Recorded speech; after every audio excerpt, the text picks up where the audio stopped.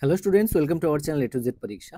তো তোমাদের SI men's এক্সামের যে ট্রান্সলেশন আসে 2 নম্বরের, এক একটা ট্রান্সলেশন থাকে এক একটার জন্য 2 নম্বর করে, এবং এখানে তোমাদের 10টা ট্রান্সলেশন দেওয়া হয়, তার জন্য থাকে 20 নম্বর। ঠিক আছে? তো তোমরা যারা মেন্স এক্সাম দেবে তোমরা কিন্তু খুব ভালো করে ট্রান্সলেশন প্র্যাকটিস করো, কারণ ট্রান্সলেশনের যদি নাম্বার পুরো ফুল মার্কস তুলতে পারো তাহলে এখানে কিন্তু একদম ছাক্কা নম্বরটা পাওয়া যায়, যেটা কিনা তোমরা রিপোর্ট বা প্রেসি লিখে কিন্তু অতটাও ভালো মার্কস তোমরা তুলতে পারবে না, কারণ ওখানে নাম্বার কাটার সম্ভাবনা থাকে। ঠিক আছে?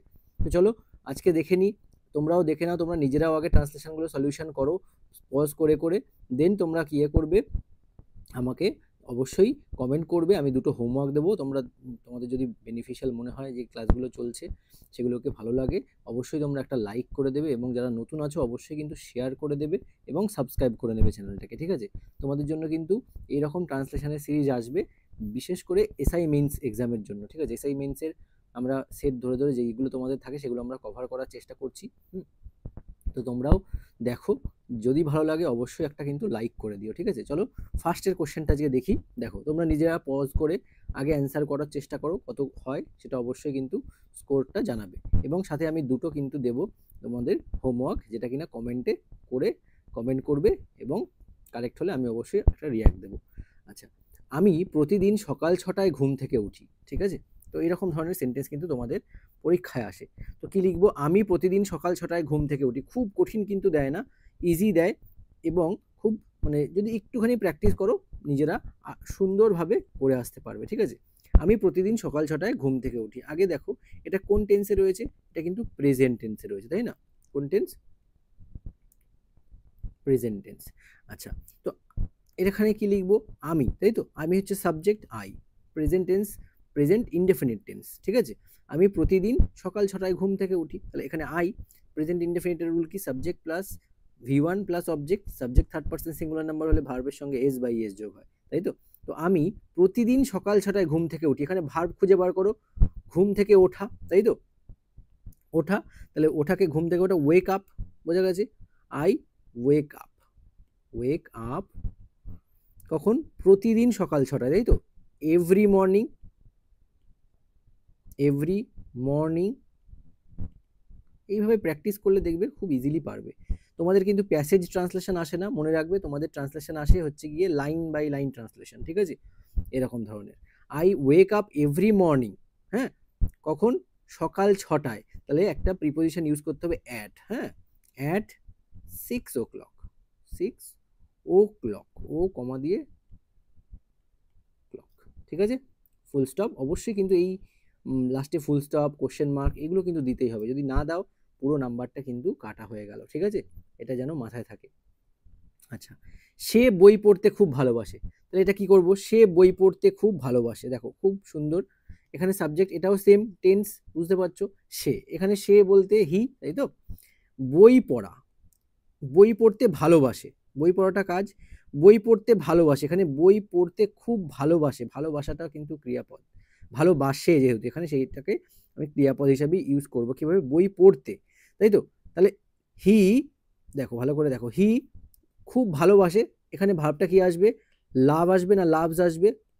লাভস আসবে। Present indefinite tense, subject third person singular number, হিটা কোন person? Third person singular number, he, she, it, এগুলো। ঠিক আছে? তো এখানে ভার্বের সঙ্গে কি হবে? এস যোগ হবে, এখানে এস যোগ করে দিলাম, লাভস। আচ্ছা, এবারে সে বই পড়তে খুব ভালোবাসে, লাভস কি হবে? Reading books. Reading books, he loves reading books very much. Very much, বোঝা গেল? কিভাবে লিখলাম? হি লাভস রিডিং বুকস, এখানে রিডিং বুকস মানে বই পড়তে। ঠিক আছে? এখানে রিডিং বুকস, ভালো করে দেখো, হি লাভস রিডিং বুকস, এখানে এটা কি ইউজ করেছি? এটা ভার্বাল নাউন, কিন্তু নাউন হিসেবে ইউজ করা হয়েছে, ভার্বাল নাউন যাকে বলে, জিরান্ড। বোঝা গেল? হি লাভস রিডিং বুকস, বই পড়তে খুব মানে পছন্দ করে বা ভালোবাসে, তাহলে he loves reading books very much হলো। নেক্সট, নাম্বার 3 দেখো কি বলেছে। তুমি কি আগামীকাল আমাদের সঙ্গে আসবে? তুমি কি আগামীকাল আমাদের সঙ্গে আসবে? তাহলে কি লিখবো? এখানে দেখো কোশ্চেন করা হয়েছে, ইন্টারোগেটিভ সেন্টেন্স, তাই তো? তাহলে কি লিখবো?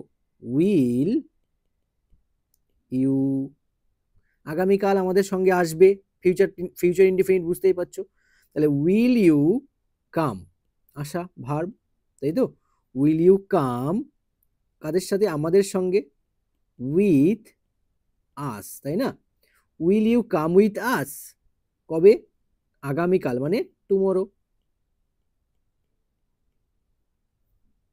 বোঝা গেল? Very simple.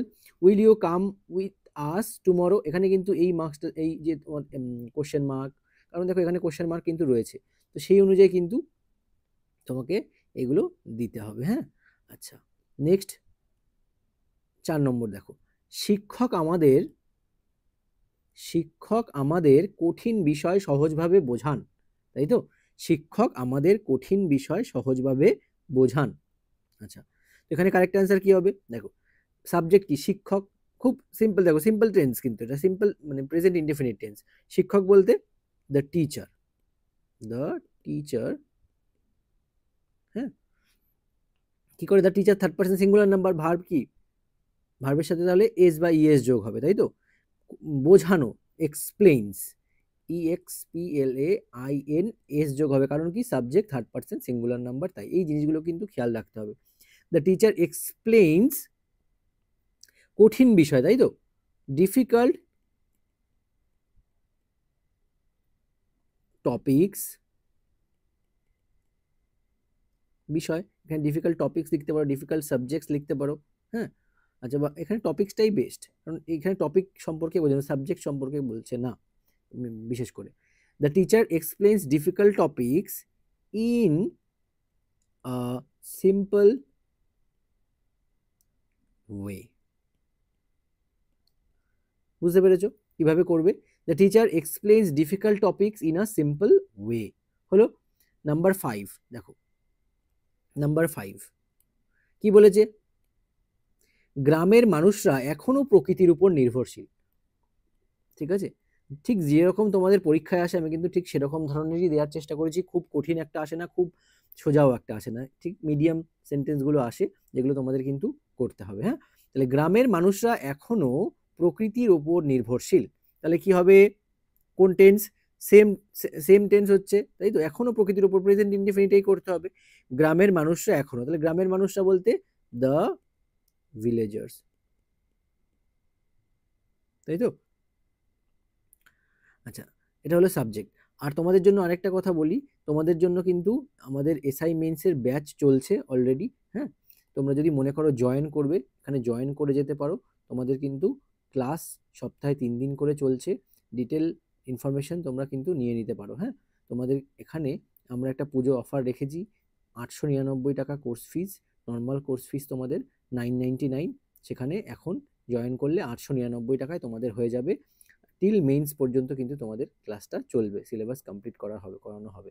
ঠিক আছে, যদি মনে করো জয়েন করবে, অবশ্যই জয়েন করে যেও, তোমাদের জন্য অনেকটাই কিন্তু বেনিফিশিয়াল হবে এই কোর্সটা। ঠিক আছে, সমস্ত নোটসপত্র সব এসআই মেইনস রিলেটেড করানো হবে, এবং ডিটেল ইনফরমেশনের জন্য অবশ্যই কিন্তু তোমরা হোয়াটসঅ্যাপ করতে পারো, সম্পূর্ণটাই তোমাদের বলে দেওয়া হবে। ঠিক আছে, জানিয়ে দেওয়া হবে।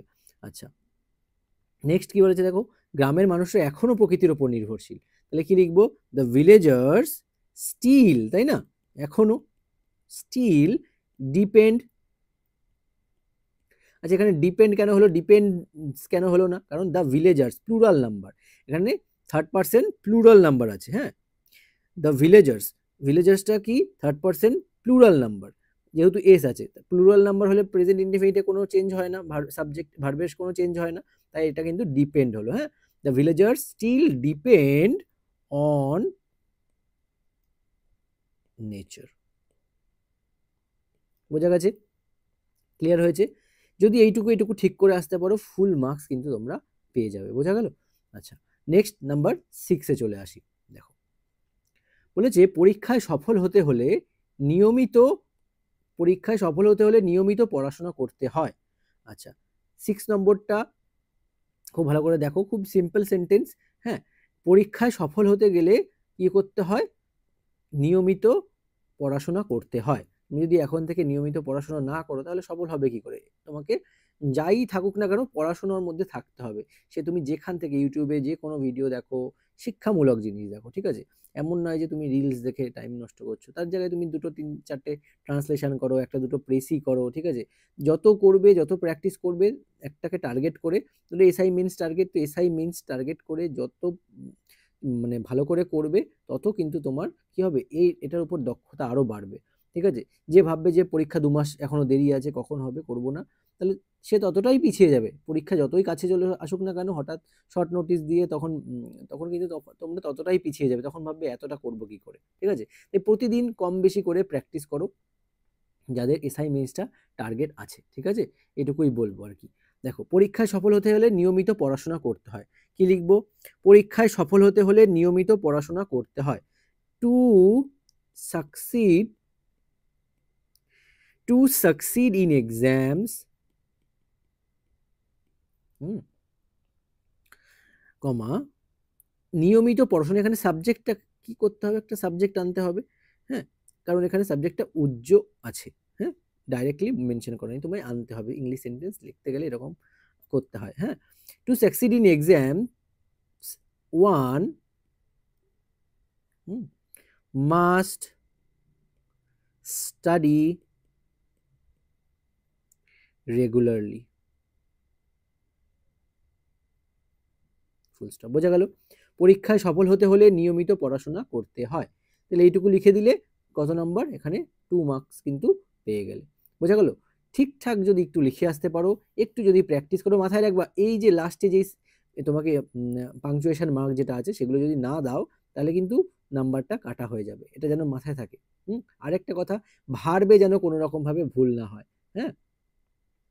এখানে দেখো, হতে বলেছে টু সাকসিড, কারণ এটা ইনফিনিটিভ টু কিন্তু, হ্যাঁ, এটাকে কি বলে, আগে একটা পার্টিসিপেল ইউজ করলাম, ভার্বাল নাউন, এখানে ইনফিনিটিভ টু বলে, টু সাকসিড, করতে, যেতে, খেতে, যখন তে প্রত্যয় যোগ হয় তখন কি হয়, টু ইনফিনিটিভ ইউজ হয়। বুঝতে পেরেছো? To succeed in exams one must study regularly হলো। পরেরটা দেখো, শিশুরা খেলাধুলার মাধ্যমে অনেক কিছু শেখে। শিশুরা খেলাধুলার মাধ্যমে অনেক কিছু শেখে। তো কি লিখবো এটাকে? দেখো, সাবজেক্ট কি, শিশুরা, তাই তো? তাহলে দেখো, চিলড্রেন, আচ্ছা, শিশুরা, চিলড্রেন কিন্তু প্লুরাল নাউন, ঠিক আছে? প্লুরালে চিলড্রেন, আর চাইল্ড হচ্ছে সিঙ্গুলার। বোঝা গেল? চিলড্রেন, শিশুরা খেলাধুলার মাধ্যমে অনেক কিছু শেখে। আচ্ছা, এখানে ভার্ব কোনটা আগে বার করবে, সেন্টেন্স আগে সাবজেক্ট করে নিয়ে ভার্ব বার করবে। খেলাধুলার মাধ্যমে অনেক কিছু শেখে, তাহলে শেখেটা ভার্ব, তাহলে শেখে ইংরেজি কি, লার্ন। প্রেজেন্ট টেন্স আছে কিন্তু চিলড্রেন প্লুরাল, তাই ভার্বের সঙ্গে কিন্তু এস যোগ হবে না। যদি এখানে সে বলতো বা যে কোনো সিঙ্গুলার নাম বলতো, তাহলে এখানে লার্নস হতো। বোঝা গেল? চিলড্রেন লার্ন, খেলাধুলার মাধ্যমে অনেক কিছু শেখে, শেখা অবধি হয়ে গেল কিন্তু, তাই না? এবার আমাকে অবজেক্টের পার্টটা আনতে হবে। তো চিলড্রেন লার্ন কি, অনেক কিছু, মেনি থিংস, এরকম ভেঙে ভেঙে করলেই ইজিলি পারবে। মেনি থিংস, তাই তো? কিসের মাধ্যমে? খেলাধুলার মাধ্যমে, থ্রু প্লেইং। বোঝা গেল? এইটুকুই তো কাজ, আর কিছু না, সিম্পল জিনিস। আচ্ছা, আজকের আকাশে মেঘ জমে আছে, বৃষ্টি হতে পারে, ঠিক আছে? আজকের আকাশে কি, মেঘ জমে আছে, বৃষ্টি হতে পারে, খুবই সিম্পল। তোমাকে কিন্তু কি করতে হবে, এটা বানাতে হবে, ট্রান্সলেশন করতে হবে। হ্যাঁ, আজকের আকাশে মেঘ, আগে কি বললাম, সাবজেক্টের পার্ট কোনটা সেটা তোমায় খুঁজে বার করতে হবে। আচ্ছা, আজকের আকাশে মেঘ জমে আছে, বৃষ্টি হতে পারে, তাহলে এখানে দেখো আকাশ, এটা সাবজেক্ট, তাই তো? এটা সাবজেক্ট করি, তাহলে দা, মানে করি বলতে এটাই সাবজেক্ট আনতে হবে। The sky is cloudy today, তাই তো? এরকম ভাবে লিখতে হবে কিন্তু, the sky is cloudy today, আজকের আকাশে মেঘ জমে আছে, কমা দাও, বৃষ্টি হতে পারে, তাহলে এখানে আবার একটা কি আনতে হবে, the sky is cloudy today, comma, বৃষ্টি হতে পারে, এখানে সাবজেক্ট কি আনতে হবে, আর একটা ইড, হ্যাঁ, পারে ইংরেজি মে, এখানে মডাল আনতে হবে, মে, হতে পারে পসিবিলিটি বোঝাচ্ছে, ইট মে রেইন টুডে। বোঝা গেল? আচ্ছা, এই হচ্ছে ব্যাপার, 8 নম্বর কমপ্লিট। নিজেরা করো, সলিউশন করে অবশ্যই কিন্তু দেখাবে, ঠিক আছে? মানে অবশ্যই মেলাবে তোমাদের কোনটা ঠিক হচ্ছে। অবশ্যই নিজেরা মার্কস দেবে, একটার জন্য কিন্তু 2 নাম্বার, এটা কেন কেন যেন মাথায় থাকে। হ্যাঁ, 9 নাম্বার কি বলেছে দেখো, স্বাস্থ্যই সকল সুখের মূল। আচ্ছা, কি লিখবো? স্বাস্থ্যই, মানে এটা হচ্ছে আমাদের সাবজেক্ট হেলথ, তাহলে হেলথ লিখে নিলাম। সকল সুখের মূল, তাহলে এবার কি লিখবো? সকল সুখের মূল বলতে is the root of all happiness. বোঝা গেছে? কি বললাম বুঝতে পেরেছো? Health is the root of all happiness, এই হলো আমাদের কি, স্বাস্থ্যই সকল সুখের মূল, এটা সেন্টেন্সের কি মেন ট্রান্সলেশন হলো।